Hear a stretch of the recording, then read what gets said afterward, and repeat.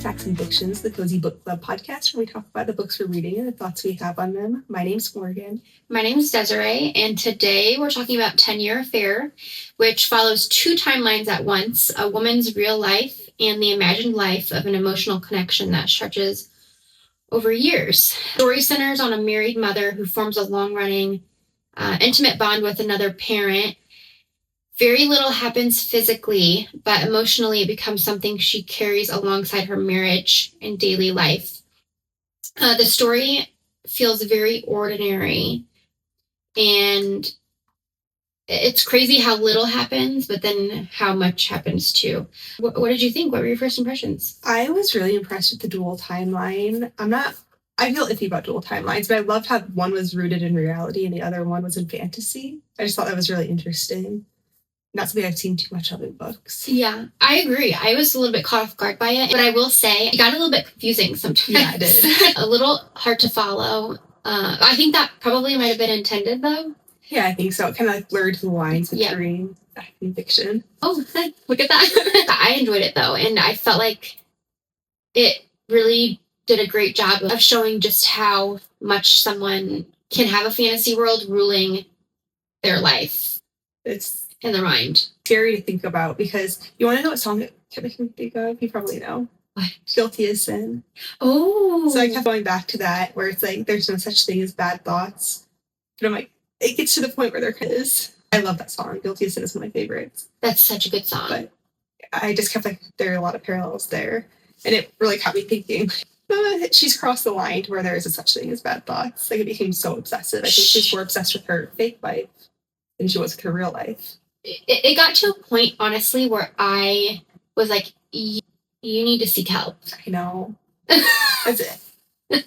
And I think you're not a parent, but you hear a lot of stories from people like in the trenches having little kids where they want that sense of escapism. That's the healthiest way to go about that. Just now that we're sitting here talking about it, I feel like she got to a point where she's obviously very stalkery vibes, but it show you kind of giving crazy parallels there too. And I thought it was, I don't know, interesting, just kind of sad how long the emotional affair went on before it ever became physical. It made me think of, like, when is it crossing a line? And I think different people would have different answers to that. I think it crossed the line from the beginning, but I know there are a lot of people who, until it crosses the physical line, they don't care. I think that's a really great point, because I feel like it was really quick that I felt uncomfortable. I feel like pretty much immediately I felt uncomfortable, because so they met at a twice weekly baby group. They were both in charge of their kids or whatnot, so they're the ones who took them to the baby group. And then there was this broccoli mom that they mentioned a few times, which I did think was really funny. Yeah.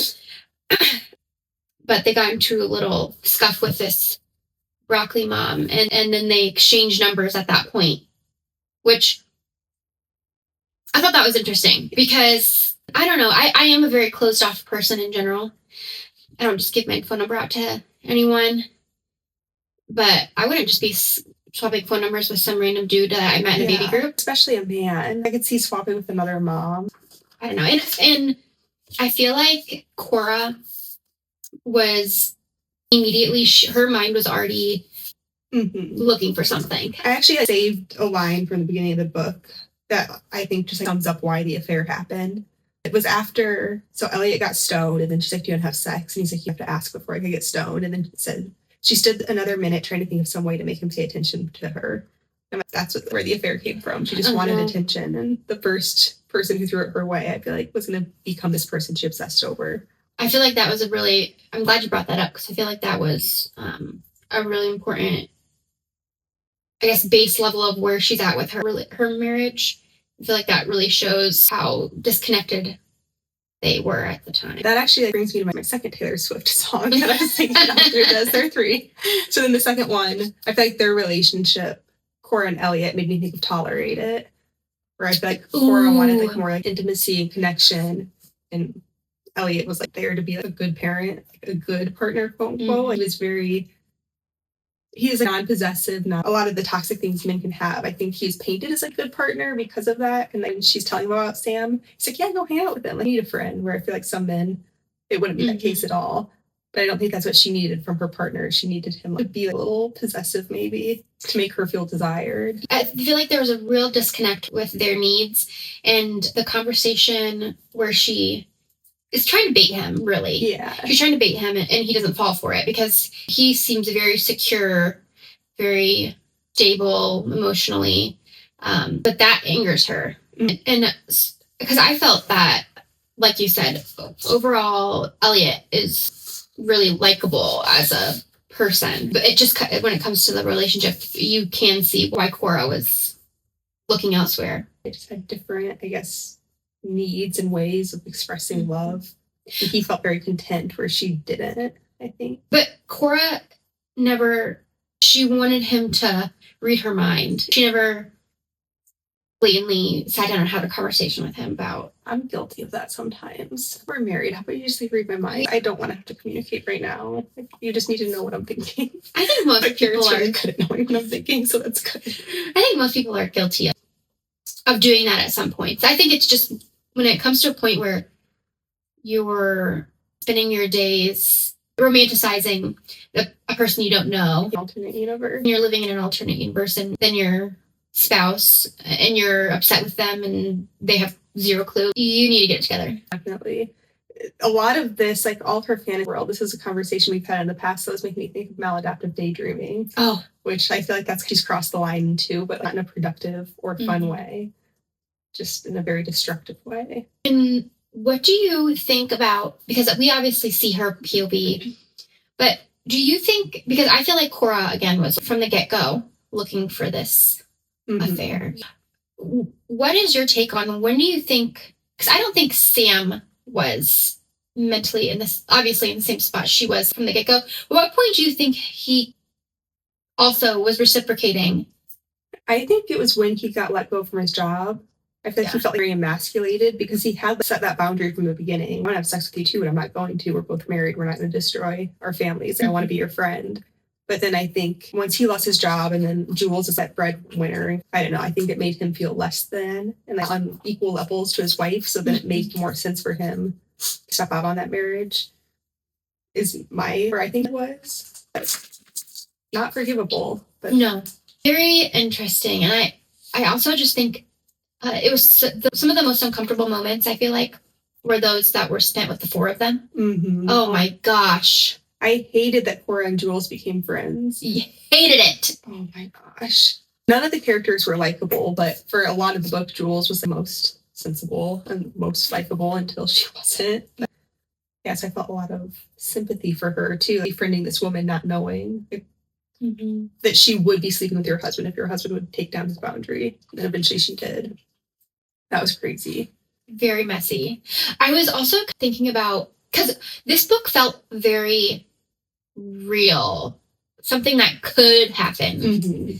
And I was thinking, what would my response be if I had a friend who, not saying you, but if I had a friend who like came to me and told me like, I met this man who has his kid at the same baby group as me and can't stop thinking and like divulged their inner thoughts, what my response would be. I would hope to think, and I do think my response would be like to slap them back to reality. So it's too bad that she didn't have a support system around her, because she really didn't, to where she would share someone so that she could be brought back to reality, because she was not. It's like, I wonder if she'd be too far gone, what you would have to say get through to her, because I feel like she was so in love with that fantasy life.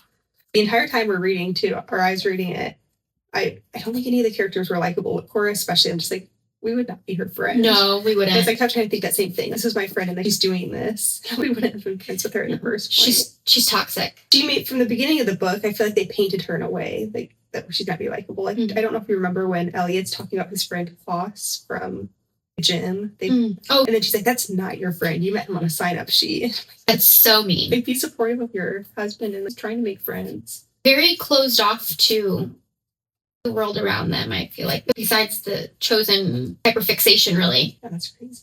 Interesting. Did you know that this was a short story first?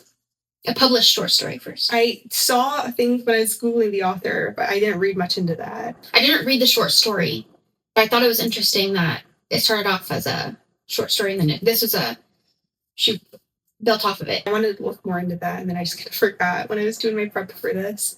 But I think those tabs are still open on my computer, to be honest. I wonder, I didn't have time to read the short story, but I wonder what that short experience was compared to this full book. That's interesting. I wish I'd have read that. Oh, and the fact that this spanned 10 years. That was crazy. Was a little trippy. I made the fan cast a little difficult when I was thinking about the ages. I didn't even really take that into consideration. I really just go off vibes. You want to know what story? This is gross. It's horrifying. But Broccoli Mom reminded me. So Broccoli Mom at the beginning, like the one thing that makes her like the pinnacle enemy is when she's trying to show how she's like potty training her 11-month-old Hobie by holding him over a toilet and going psst, condition him like Pavlovian. Garrett and I, we were in Madison. This was like 2 years ago, in the middle of a busy pizza restaurant. Like busy. A woman pulls like a little baby chair out from under her seat, puts her toddler on it. When he's done, she flings him over her knee and starts like wiping his tush in the middle of this restaurant. Can we just do it in the bathroom? I know. I was like, when we were reading about Broccoli Mom, I'm like, oh my gosh, I've seen her. I know her. And immediately after that, it was like 5 tables around them. Everyone's like packing up their food. That's sick. But nobody said anything to her. I didn't say anything. Garrett didn't say anything. I thought somebody would, with as many people. Like in the middle of this restaurant. There were probably no boomers in there, huh? That's not. It's too young and hip. Maybe they were all vibing with it. I don't know. But, non-confrontational. Yeah. Millennials, probably. But I did like the Broccoli Mom character because I had such a good visualization of who she was. I did too. I really liked that. And I think that also helped Sam and Cora, like having that common enemy from the get-go. I think that's something that brings people together quicker than anything else. Common enemy. Yep. I would agree with that. When they all 4 become friends, when Sam tells Cora, hey, I think we all need to hang out together. Mm-hmm. And then Cora's like, well, does your wife know I would talk to each other? And then he's like, maybe I'll tell her. That was shocking to me. I can't imagine like Garrett came to me with something like that. Like, that's it. Somebody's dying. Yeah. Sam, the thing is Sam is just a very boring, weak man. I know. That toothpick thing gave me such an ick from the beginning. He just, like, overall, just loser. Really? So it's really interesting how it was all fantasy. And once the timelines cross, they do actually act on an affair well into this 10-year timeline. I feel like she realizes too. It wasn't sexy once it wasn't forbidden. Exactly. I know this author has to be a Swiftie because there were so many parallels to the discography. You're probably right. I think so. She said that her source material and inspiration for this, though, was, and I thought this was interesting because I didn't know this was something that was popular, but apparently, like, mid-century, like, affair novels. Oh, that's interesting. That makes me sad. Yes. Doesn't it? Yeah. So I thought that was, she mentioned a specific author. It was a man, I want to say, which I thought also was interesting. Yeah. Men should not be writing about affairs. I guess maybe. I don't know. Like, I tolerate it. I feel like I don't even love to read books about affairs, if I'm being honest. Yeah, it's kind of an uncomfortable read. But I was talking to my other friend about this. What I like about this book is I enjoy other people's drama, but I'm also very empathetic. So I'm like, oh my gosh. So when it's fiction like this, I can enjoy their drama without anyone actually like going through it. Mm-hmm. It did feel like a story that you could be hearing secondhand from someone you know. Gossip. Yeah. Which sometimes like that's kind of fun, but yeah, it definitely was an uncomfortable read. And just like all of the hurt caused like that little avalanche of decisions. So drawn out though, too. All the opportunity in the world for that to have not happened over like 10 years where she could have just gotten over it. At the beginning, it's like, okay, well, she's having like intense like postpartum hormones, all of this stuff. She still has time to rationalize, and then that's not the case. He baited her, of course. Like, he, I think, tried to play very innocent at the beginning, but it was an emotional affair at the very least on his end. And it actually reminded me in college, in one of my psychology classes, we were talking about cheating and affairs and stuff like that, where like it crosses the line for men versus women. when a woman finds out that her husband's been having an affair, like her question is like, do you love her? Whereas if a man finds out that a woman's having an affair, he doesn't care if he loves her. His question is like, did you sleep with her? So for him, like he can have that emotional affair as much as he wants without feeling guilty about it. Because like they just prioritize different things men and women. And that does explain why when there's these cheating men, they maintain that they didn't do anything wrong when that's not the case from the woman's perspective. Like it was an affair from that first tiny little smooch in my eyes. But so you said that you think that he was baiting her. So that you think that him like saying, we should, keep this, above board or whatever. You think that was more of a trying to entice her? Or not necessarily even that action, but just like him continuing to show up. Okay, my expectation would be like if Garrett had a female friend who was like, I want to have sex with you, he wouldn't see her again. Yes. Like by Sam continuing to see her, he was like dangling the carrot. He was just as guilty because I think some people would have the perspective that, oh, like what a good man, like saying no, trying to resist, but then falls to like seductress. But I think he was just as guilty as she was. I even feel like my expectation too would be I should know about that. That's just going to be communicated expeditiously. Yeah, someone said that. I need a full report. There's like a 15-minute countdown for communication. Because that's lying by omission. Absolutely. This book, I feel like, though, I really enjoyed it. And it was a quick, like, since it read like gossip, it was such a quick read. It was an entertaining read, also frustrating. I feel like I'm on a streak of reading books with unlikable protagonists. I want to read a book where I love the protagonist. I need to find what people are recommending for that because it's hard not having anyone to root for. So I guess I was kind of rooting for Elliot, but I also didn't think he was a great husband, but he didn't deserve to be cheated on. Well, what about that new book you're reading? So far, so good. There's some halfway through. We need some positivity, maybe. A new book. Well, you'll see since you're reading it next. I'm reading Future Saints.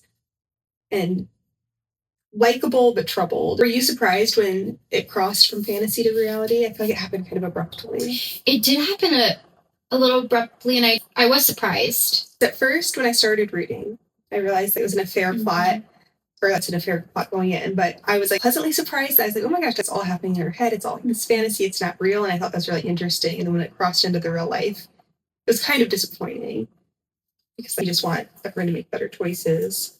I wonder if that was how she had always planned to have the story end, or if there was ever a version where they didn't end up doing that. But I didn't enjoy that part of it, but I felt like that was kind of cool. To cross over. Yeah.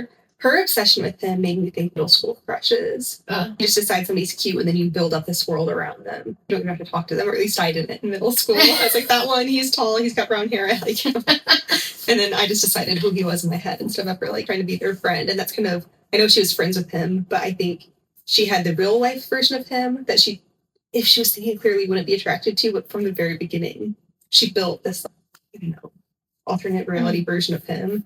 And she could ignore that the real life him wasn't all that. And I feel like her perception of him, it was based off of so little. She really concocted this person from like peanuts. She just liked the fantasy, and he was like the face she could put behind it. He could have been any dude. And I feel like if he wasn't a cutie, she didn't fall for him for his personality. It was a combination of her fantasy and that he fit the look. And that he's the one who made contact with her that day that... I feel like the description of him, I don't see the fish in the toothpicks. That I feel like it's such a turnoff. But that's okay. I still chose a cute guy for casting. But I did too. If you're gonna watch a movie, they need to at least be looking cute. Agreed. For so long in the book, I'm like feeling bad for Jules. So I am glad she had the affair first. Now she's like just as guilty as Elliot. And like she can't doesn't have the right to the same heartbreak she would if she weren't innocent in it. But I didn't want to see her get hurt. Because at first she's like a ambitious, smart woman. She's not doing anything to deserve this. But once she crossed over that line as well, then I thought the only victim was Elliot. But I feel like I found myself wondering what Jules' perception was, because was she driven to seek out like comfort from someone else because Sam wasn't there for her. Probably. No, I'm not okaying cheating. I'm just saying it's interesting. We obviously never got her POV, but I wonder what her experience was over the 10 years. Like, what little things did she put up with? Yeah, definitely. Or catch on to when it came to Sam and Cora being friends and whatever. Oh, I just thought of another thing. Do you remember they were talking about other couples who were swinging? Mm-hmm. Guess what? This author is writing a book, same universe, about the swingers. Oh, no way. Swinging is such a crazy concept to me. I will never forget when I found out that pineapples signify swinger. Is that right? Yeah. Yeah. Because I loved pineapples. I had like a little pineapple key platter thing, and I don't know why. I just like pineapples. And so I had a few pineapple things, and I forget who told me or if I came across it or whatever. I was shocked. In Buffalo, their thing is the flamingos in the yard. So it's regional. I guess so. I just know somebody who lives in Buffalo who's like, if you drive around, or she lived there, and you see the flamingos, that's like their thing in that community. One of my biggest fears is accidentally signifying something I didn't need to do. I feel like that could be a funny book. What a random thing, but so hilarious. Part of me, like I said earlier, I do enjoy other people's drama. When they're talking about like having this gossip, and like when Jules is telling everyone about their affair, it's like, I need like some dramatic people in my life. Just to like, hear the stories. I just want to be on the edge of their universe. I don't want to be overly close to any of them, but I feel like I'm missing out on some interesting stories, local happenings. Yo, you for sure are, but I don't think it's worth it. Just right on the edge of their orb, like once a month, a little story where you can like, you need a family member of the crazy people be in your orbit. I have one of those, I guess. I feel like you do. But I feel like there are more interesting people that you get even better stories from. I don't know. I feel like I like the space I have. I know stories of older people. That's the reason they got divorced, but I don't have all the details because I have them when I was 10. I'm reading about it in books. I've never known anyone that I know of, I guess, who's had an affair. Yeah, I don't either. I probably like 10 years ago, there was a couple that was older than, actually quite a bit older than I, who was friends with some people, and I saw their, and actually the person, it was the man, so it was a married couple. The man had an affair with the neighbor lady. Ooh. How crazy is that? That's nuts. Like, ballsy. That is. And I feel like some nosy neighbors like bound to catch on to that. Oh, for sure. Oh, that reminds me, a couple of weeks ago on TikTok, there was a video that had went viral of a teenage boy who went up to someone's door and they had like a Ring camera and was like, I just want you to know that we've seen your husband bring a lady home multiple times in the past couple weeks, and so he's cheating on you, and I'm really sorry, but you need to know, and da-da-da. How horrible would that be? That would be horrifying. But I wonder if it was real or if it was like a prank. I feel like the kid could also do that if it was real. I feel like it was real. I could see some like 15-year-old kids like, this will be really funny. Oh, that'd be... Kids, don't do that. Don't do that. You can ruin lives. No, I want to say it was real. But who knows? I didn't like dive into it and validate its... Another viral TikTok is related to cheating, I guess. Have you seen that one? The girls, my husband cheated on me 4 months before our wedding and we still got married. He's a good Christian girl, basically. Have you seen that one? No. Oh, it's horrifying. She's like defending this decision, and then she brings him on in the next video. He's like, yeah, he cheated on me, but he's really sorry. And then she said it took 2 years to like build that trust back up, and he's just got shit-eating grin in the video. It makes you want to punch him. And she's talking about all like the work they've done. He has to go to like Addicts Anonymous. And why are we like making a video about it? She's like trying to inspire other Christian girls, where it's like to stay with their cheating husband, basically. Ew. Stuff. And I've never known anyone who's had an ongoing affair, but I've heard lots of stories who like cheated like on their very serious like spouses. That's wild to me. Like how casually. I feel like maybe I just didn't hear it, or like we're at the age where people are starting to do that more. But I feel like all of a sudden there are like lots of stories of that. Really? Clue me in. I don't know. I do not like cheating at all. I feel like, I think it's hard, I guess probably hard to say since I don't have anyone close to me who has cheated. But I feel like my response to it, I wouldn't, like, let's say a girlfriend of mine cheated on her husband or something. I feel like that would make me question the integrity of her, and I might not want to be friends with her. I guess saying that out loud, that feels harsh.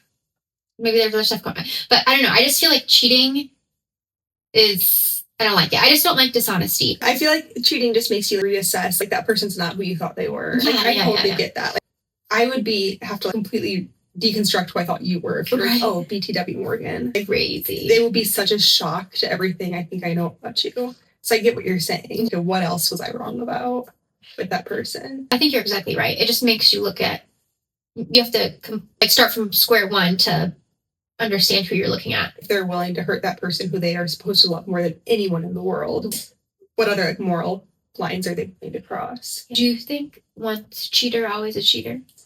I think depending on if they got away with it, then yes. Mm-hmm. I feel like if it was like a one-time thing and like their life crumbled around them, maybe they won't do it again. Mm-hmm. But if they got away with like very little repercussions, I think they're always capable of it. I agree. And I feel like also someone who maybe they got caught and then they just ran away from the problem and never truly addressed their partner. Not good. Wow. I wouldn't be able to handle the emotional stress of being involved with or adjacent to a cheating situation. I'd be overwhelmed with anxiety. You know, you know how Joey and Friends, like, anytime he's told a secret, he like exploded. Not that I can't hold a secret. I'm very good at holding secrets, but when it comes to that, it would take over my brain, I think. All right. And any other notes or comments on the book before we go to Fancast? Not really. Beyond, I would recommend it if you enjoy other people's drama. It's an uncomfortable read, but I think a lot of people still would enjoy it. I agree. And it was a book of the month club too, so it's not one we necessarily sought out. We picked it from on the short list, but I enjoyed it as well. And if you like the gossipy type of books, then I think you probably like it. Did you rate it? I haven't yet. I haven't either. I'm trying to think what my rating would be. I feel like it'd probably be like a 4. Yeah, I was going to say 4 as well. I think it might be a good reread because, like I said in the beginning of the episode, it did get a little bit confusing between the blurred timelines. So going through it again with a little bit more clarity might make for a good experience. Fancast. Do you want to start off with your person or your pick for Cora? Yeah, for sure. For Cora, I had Anna Sophia Robb. Ooh. I really enjoy her. Yeah, me too. I think she's... What's she up to these days? I don't really know. I feel like at our age, she was one of the it actresses of the time. And I can never watch Bridget Terabithia again. Oh, it was a life-wrecking book and movie. That book was like one of my early betrayals. Oh my gosh, same. There's trauma. I have trauma from that. My Cora was Daisy Edgar Jones. Oh, cute. Like that. I feel like Cora as a character had she had a little bit of a cool girl vibe too, though, to her. Almost like a not like other girls vibe. Yeah. Sam? I did Matthew Gray Goobler. My first thought was Lucky Blue Smith because that stupid toothpick. Oh. And then I was like, he doesn't quite work. I feel like that's a great one, though. He's just too young. But if we're doing an ages casting, I would say Lucky Blue Smith. I didn't really care about the ages.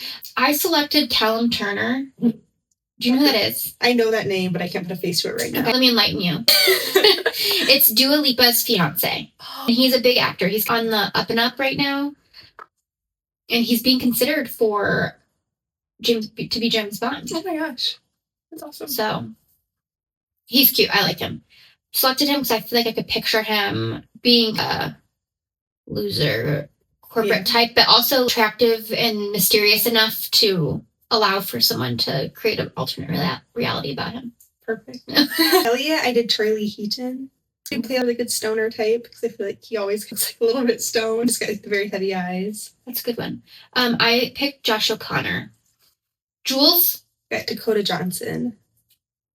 Love that. I love her. I picked Phoebe Dynevor. You did? You don't know who she is? No. I bet you would, because she dated Pete Davidson. Oh, she was like, okay. And I'm not trying to define her by that, because I think it was just fun and vibes for her to date him. She's a really great actress. She's in Bridgerton. I recognize her face. But I feel like the general public probably Yes. became aware of her when Pete was dating her. Well, overall, I'm happy with our pick for Book of the Month. This was a few months ago. It was the October. Yep. And side note, I didn't realize that this author also wrote another book that I had heard before. Do you remember what it's called? Something Hugo Best or something like that. And I had heard about that book before, so I am interested maybe to check that out. Mm-hmm. Somewhere in the cover, but Stay Up with Hugo Best. And then the next episode will be on The Future Saints. The Future Saints. Which I'm about a little over halfway through. It's really good. I'm excited to take a stab at it because it was a limited release through Book of the Month, so it's an exclusive one if you have Book of the Month. Could be a good or bad thing. Well, we'll be back. See you next time. Bye. So much for listening to Facts and Fictions. We really hope you enjoyed today's episode. If you're new here, let us tell you a little bit about what we do. We publish new episodes every Sunday, and we've got 3 kinds of episodes to keep things interesting. First up, we have our book discussions, where we do a deep dive into one specific book. So if you really love digging into a read, those are for you. Then there are our brief encounters, where we tackle short form writing. Think magazine articles, Substack essays, things like that. Usually centered around a theme or topic we've been thinking about. Finally, we've got Overdue for a Chat. These are our most laid-back episodes. No reading required. We just hang out and talk about all things books. New releases, book-to-movie adaptation news, what's on our TBR, all of it. So whatever kind of reader you are, there's something here for you. Make sure you hit subscribe or follow so you don't miss a thing. We will see you next Sunday. Until then, happy reading.